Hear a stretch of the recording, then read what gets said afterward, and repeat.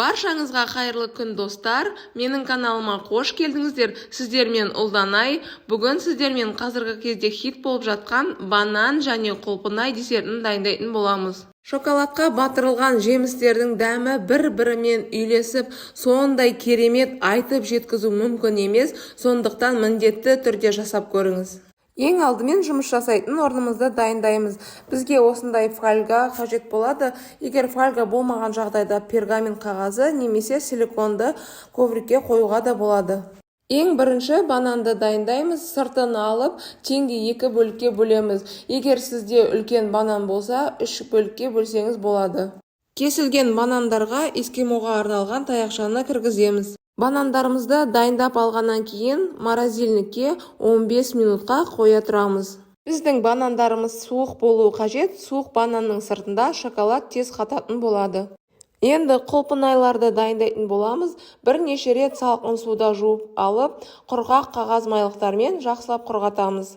Достар, сіздерге видеом ұнаса, лайк басып, каналыма тіркеліп, комментарий жазуды ұмытпаңыз. Құрғатып алған құлпынайларымызды холодильникке шоколад дайын болғанша сала тұрамыз. Енді шоколадымызды ерітіп дайындаймыз. Мен микроволновкада ерітемін. Егер қаласаңыз, су моншасында ерітуге болады. Микроволновкада еріткен кезде 10 секундтан артық ұстамай алып араластырып тұрамыз. Егер одан көп ұсталып кетсе, шоколад күйіп кетуі мүмкін. Банан мен құлпынайға 300 грамм Италия шоколадын пайдаландым. Мүмкіндігінше шоколадтың сапасы жақсын пайдаланған дұрыс.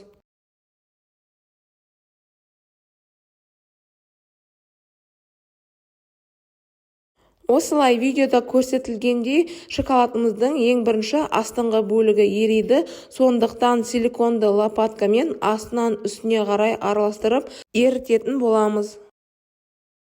Шоколад осылай бір қалыпты ери бастаған кезде микроволновканың уақытын 5 секундтап қоятын боламыз.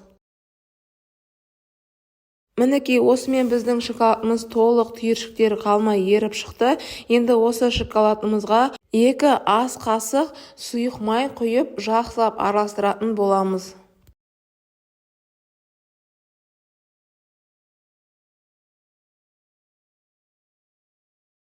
Банандарды шоколадқа батырған кезде ыңғайлы болу үшін биік стаканға құйып аламыз. Морозильникте дайындап қойған банандарымызды шығарып, енді шоколадқа батырып аламыз. Банандар салқын болғандықтан шоколадымыз тез қатып қалады, сондықтан егер сіздер әрлейтін болсаңыздар, шоколад қатып қалмай әрлеп алған дұрыс болады. Бананды шоколадқа малып алғаннан кейін, осылай ыдысымыздың шетінен сілкіп, артық шоколадтарын түсіретін боламыз. Тура осылай видеода көрсетілгендей барлық банандарымызды шоколадқа батырып аламыз. Осы жерде байқасаңыздар, морозильникке салған бананның шоколады осылай тез қатып қалу керек. Және фольгаға қойған себебіміз оңай тез алынады.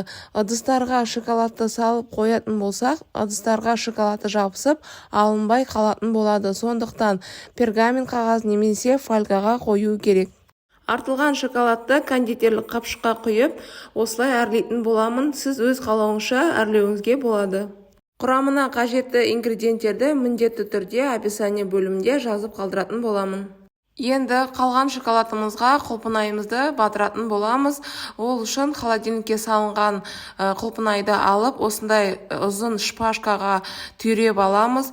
Осылай жан-жағын ауната отырып, батырып аламыз. Қалған артық шоколады түсіп кету үшін осылай ұстап сілкіп аламыз. Алдын ала дайындап қойған фольгамызға дайын болған құлпынайымызды осылай шпажка таяқшасынан түсіріп, келесі құлпынайларымыздың барлығын видеода көрсетілгендей етіп дайындап аламыз. Шпажка таяқшасы болмаған жағдайда зубочисткаға түйресек те болады.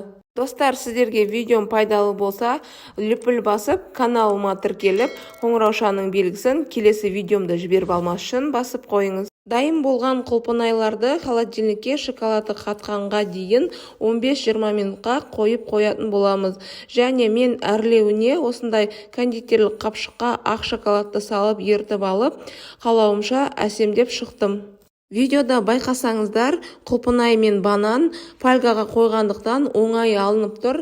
Мен ең алғаш үйде жасаған кезде ыдыстарға қойып, солай қателескен болатынмын. Сондықтан шоколадты қатқанға дейін фольгаға немесе пергамент қағазға қоюға кеңес беремін. Осымен біздің ең оңай десертіміз дәмі тіл үйіретін, өзіңіздің де балаларыңыздың да жүрегін жаулап алатынына сенімдімін. Сондықтан міндетті түрде жасап көріңіздер. Сіздермен бірге болған Ұлданай. Келесі видеода кездескенше сау болыңыздар.